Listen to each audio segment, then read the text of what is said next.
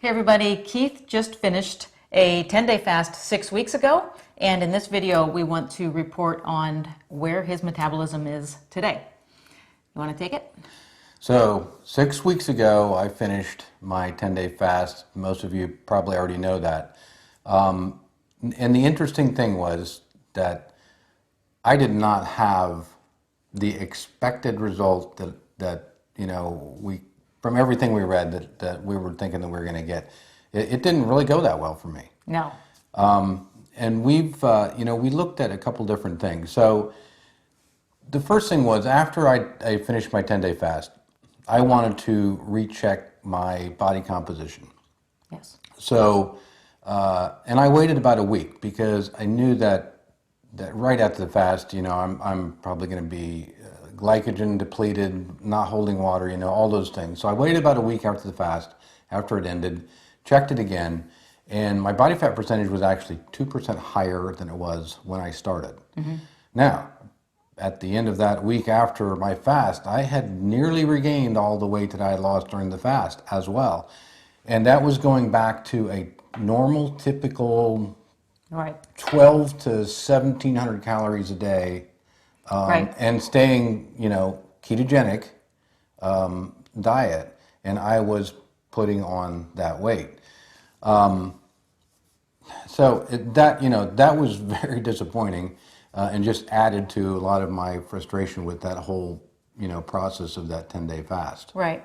And what we also noted is that your lean tissue had gone down, your lean mass had gone down, and of course that is your metabolic driver. Right. So we don't want to see that. Now we had also read before that this might be a consequence. However, to be a little bit appeased that it might not all be muscle that you're losing as your lean mass is coming down, right, because you are going to be having a lot of autophagy. So you might be losing some loose skin, for instance, and things of that sort. Yeah. However, now your lean mass right now is where? My lean mass right now is just about back to where it was when I started. But I have to say, in the last 6 weeks, I have worked hard in the gym to get that back to where it is.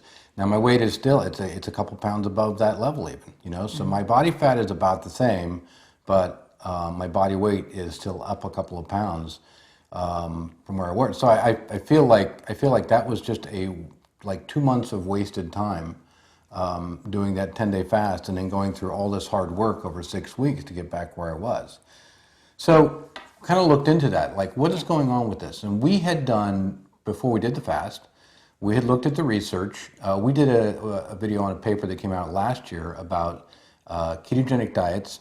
Low-calorie ketogenic diets tend to be muscle sparing, metabolism sparing, compared to a typical, low-fat, high-carb diet. We also saw some studies and some resources in the books we're looking at to the fasting, that they said, that your metabolism will actually increase a little bit, after a couple of days, and you start feeling pretty good. But one of our viewers actually reminded us of a video that Steve Finney did last year. Mm-hmm. Now, we had both watched it last year, but we totally didn't remember it. Mm-hmm. And he was talking about the double-edged sword, where fasting has a lot of great benefits, but there's also a pretty sharp backside that can cause some real downfalls too. And I think that's an important thing to know. So we looked back through that. He referenced a lot of the research that was done. George Cahill did some starvation studies back in, I think, the 70s, which you can't do now because you can't lock people in a hospital ward and then starve them for 28 days. Right. But they found that basal metabolic rate, even though there might be a bump in the first couple of days because of the catecholamine response, it would just gradually and predictably drop and drop and drop over the days. And the other part of that is that losing lean tissue, losing protein, nitrogen, they were going through some of that, the whole thing with nitrogen balance. So this is very right. And if I can just say, so with the nitrogen balance, it was your body's always going to be excreting or utilizing Right. protein and excreting nitrogen, which shows that protein is being used. Right. But if protein's not coming in, Right. then there's a breakdown of Right, protein. and I stole one of his slides, where we can show the kind of the protein turnover. So you get 100 grams going in, and you get basically 100 grams coming out. So in your mouth, most of it comes out as urea. What happens in between, though, that there's a cycle of protein turnover in the body. You're making tissue, you're making hormones, you're making these things. So if the same thing that's going in is coming out, you're in a neutral balance. You're not losing any lean, body mass. If you stop what's coming in, though, Right. you are still going to have some loss just based on this cycle that's going on, and then you are going to be in a negative nitrogen balance where you are losing that lean body mass. Right.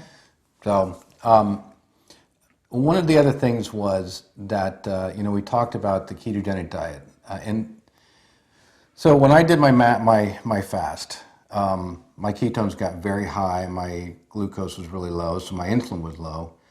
You know what? That's not a ketogenic diet. That is a fast.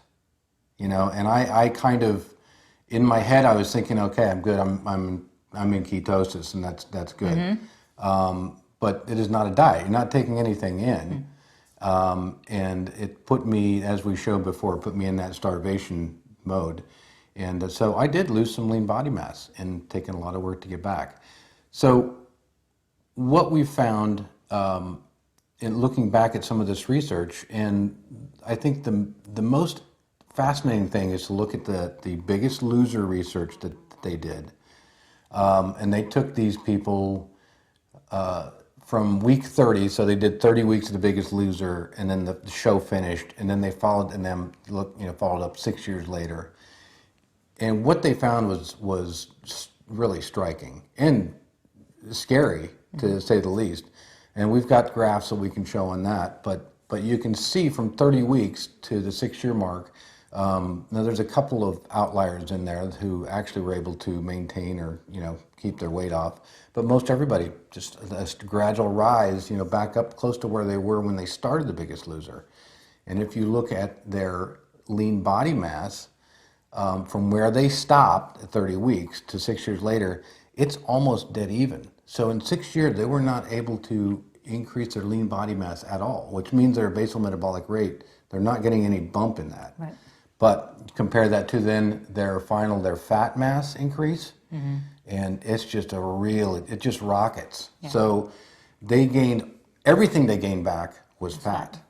Yeah, and this really bodes well, I would say, for a ketogenic diet if there's going to be a low calorie is one of the Right. variables. Because what we have seen and what we also saw from the Steve Phinney video and from the research that we've presented before on low calorie, very low carb or ketogenic diets are muscle sparing. Right.